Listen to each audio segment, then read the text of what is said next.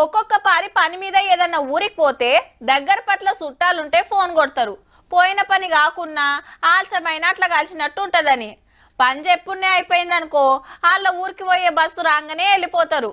సుట్టపైన వస్తుండని వీళ్ళు వంటలు చేసి ఇంతంత కళ్ళుబొట్టు సుతా తెచ్చి పెడతారు. అరే ఏమాయ్ బావా ఇంకా రావైతివి అని ఫోన్ చేస్తే, అయ్యో మర్చిపోయినబ్బా ఇంటికి పోతున్నా మళ్ళీ ఎప్పుడన్నా వస్తుంది అని అంటారు. అచ్చం ఇట్లనే ఉన్నది వానకథ సుత. ఇలా పొద్దంతా మొగులు మబ్బు పట్టే ఉందబ్బా సిటీలో అయితే. ఇక ఆన పడుతుందిరా అన్నట్టే అనిపించింది. కానీ జిల్లాల సుత సేమ్ ఇట్లనే ఉంటే కొన్ని ఏరియాల దంచుడు దంచింది. నిజామాబాద్, కామారెడ్డి, జగిత్యాల సరసుడు సరిసింది. హగో కామారెడ్డిలో చూడుర్రి, రోడ్లన్నీ చెరువులైతే పబ్లిక్ ఎంత గోసపడుతుర్రో. ఒకల చేతులు ఒకలు పట్టుకొని నిమ్మలంగా పోతుంటే బండ్లు నడిపే కోపు లేక నూక్కబోతున్నారు. గీ కారు పోదునా వద్దా అని వెనక ముందు ఆడుతుంటే పక్కకెళ్ళి ఇంకో కారు దంచుకొని పోతూనే ఉన్నది.